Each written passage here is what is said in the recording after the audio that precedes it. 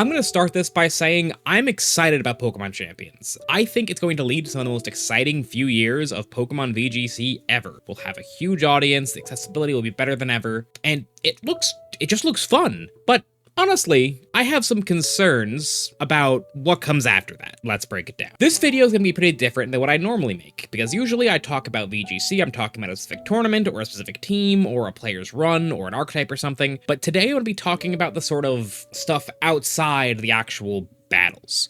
Today, I'm going to talk about how I think Pokemon Champions might actually be VGC's tomb.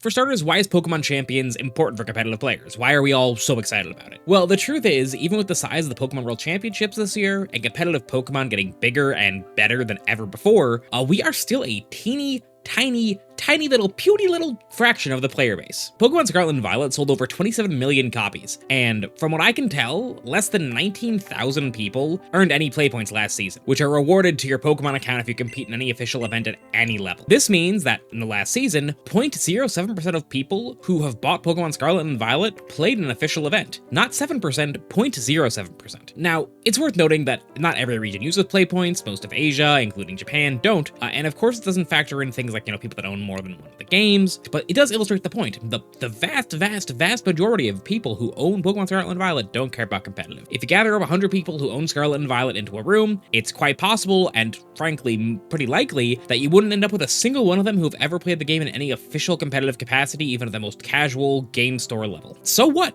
Well, it means that many features that are implemented into the game for us competitive players come at a sort of high cost for how many folks will actually appreciate it. The perfect example to me is that in Pokemon Sword and Shield, there was a spectator mode for tournaments, and it was great. The VG community loved it, and we really missed it when Scarlet and Violet came out, and it just wasn't there anymore. But I can guarantee you the vast majority of people who have played Sword and Shield didn't even know there was a spectator mode then, and certainly didn't notice that it was missing now. If the feature requires extra work to implement, and less than 1% of the audience is going to use it, then what's the point? This is why I personally think we never got the rusty bottle cap that competitive players have wanted for a long time, which, if you don't know, this is what people have been calling an item that would potentially, decrease your Pokemon's IVs. And the reason I don't think we'll ever get it is because, while, in PvE challenges, like a difficult raid, you may want to EV train your Pokemon or give it a beneficial nature or something to make it stronger. But in a PvE environment, there's really no reason you'd ever want to lower your Pokemon's stats, because lowering your IVs only comes up in super specific scenarios, like Trick Room or Foul Play or whatever. Implementing this item that the casual player who doesn't, enter regionals would never use is just kind of a waste of development time right now. But it's never a waste? Checking out the sponsor of today's video, Aniba.com. Aniba is an absolutely massive digital marketplace for games and gaming products with over 40,000 digital products available. You can find everything from games themselves to stuff like digital booster packs for the Pokemon trading card game Live, including the newest Pokemon trading card game expansion, Pokemon Evolutions. They have lots of categories, whether you're a console gamer, someone who plays on PC, or someone who plays on mobile, there's bound to be something that you're interested in. It really feels like they have everything, from the latest AAA title to small indie games that you may have never heard of. They even have gift cards, so you can get in-game currency like money for your Steam wallet, Robux, or V-Bucks at a great price. With Aniba's 24/7 live customer support and great Trustpilot score, you can rest assured that these great deals aren't too good to be true. Use my links in the description to start browsing today. I'm sure you'll find something worthwhile. Now, back to the video. And of course, this is where Pokemon Champions comes in. The game is very clearly designed to be for the competitive player. If less than 1% of that game's audience participates in competitive events,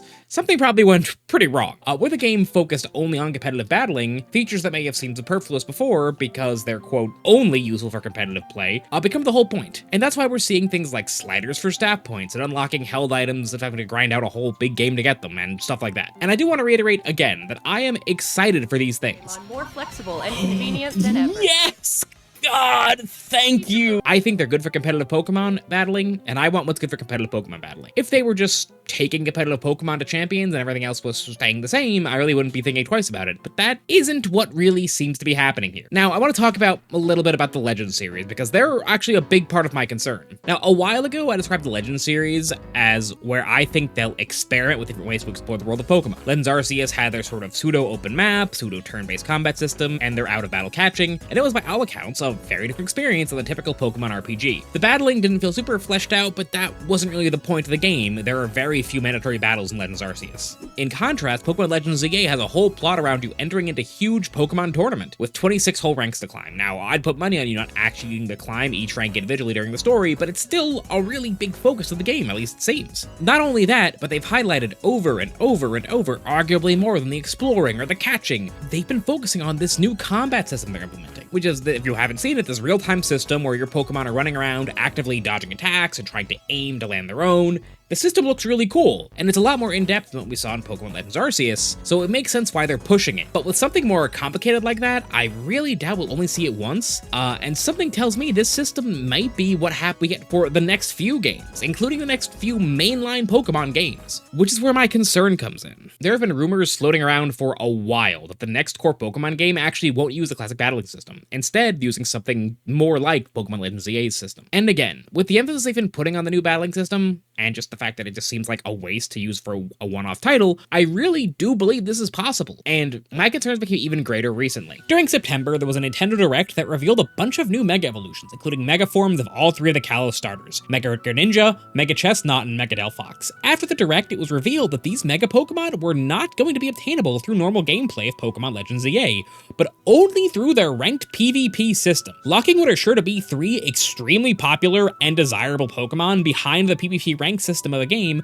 seems pretty strange for me, unless of course you have a reason to push a game's PvP. This makes me believe that once Legends ZA is out, there will be a good amount of incentives to encourage people to play PvP, perhaps even culminating in these real-time style Pokemon battles being added to the official competitive circuit. Now, this being added to the circuit wouldn't be a bad thing for VGC by itself. After all, there are already so many other competitive Pokemon games that get played at each Worlds, and they're all different enough that they don't really step on each other's toes in my opinion. The problem is the potential combination of factors here. Allow me to spell out what is, in my opinion, the worst possible scenario. Pokemon Legends Z comes out and it's a big hit. The online PvP is popular, and a few months down the line, official tournaments get announced for the game. Around that time, Pokemon Champion gets announced, and its launch is a huge success. VGC grows like it never has before, and as new Pokemon and forms get added to other games, we also get those Pokemon and Pokemon Champions. And then, it gets announced that Generation 10 will use the Legends ZA's battling mechanics as a way to mix up the mainline game formula. People seem to like the way it plays, so sure, why not? And those of us who have always been playing VGC continue to just plug along on Champions. The tournaments are starting to get smaller, but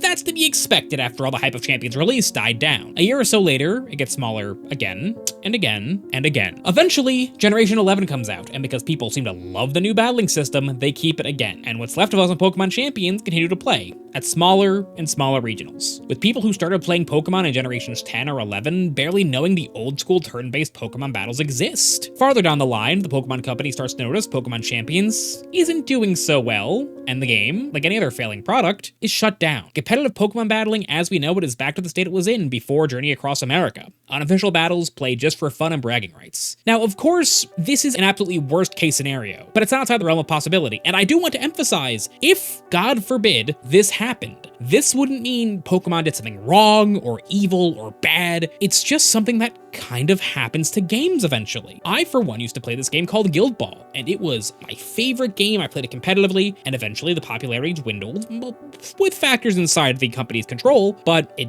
went through its life cycle, and the game stopped being made and supported, and that's just what happens to the vast majority of games eventually. For a long time, VGC was sort of strapped to the back of the mainline Pokemon games. Never the most important piece, but it was always there. Now that we've been sort of pushed out of the nest and are being given our own independent game to exist on, we'll have to sink or swim on our own merit. There won't accidentally be 27 million people with the game they need to try VGC already downloaded. And with less and less Pokemon games focusing on the classic battling style, we may find ourselves in a situation where the amount of ways a person can become interested in VGC become fewer and farther between. And with no on-ramp, well, we may see more and more players leaving the game every year than joining it. Pokemon Champions looks really nice, but so do some funeral homes. But anyway, that's just a theory or something. Thanks for watching. Bye.